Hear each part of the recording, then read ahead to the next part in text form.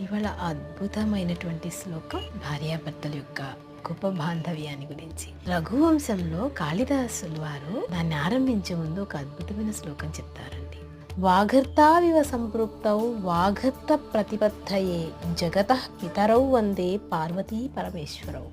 ఎప్పుడైతే వాక్ రూపంలో ఒక శబ్దం వస్తుందో దానితో అర్థం కూడా కలిసి ఉంటుంది. అట్లా పార్వతీ పరమేశ్వరులనే వాడిని వేరు చేయలేము. వాళ్ళు జగతః పితరో, జగత్తు మొత్తానికి తల్లిదండ్రులు లాంటి వారు అని ఆ శ్లోక భావం. ఒక చిన్న అనుభవం, నిన్న నేను బయట వెళ్ళినప్పుడు ఒక భర్త భార్యతో మాట్లాడుకుంటున్నాడు అనమాట. వారిరువురు సంభాషణ విన్న తర్వాత ఈ పద్యం గుర్తొచ్చింది.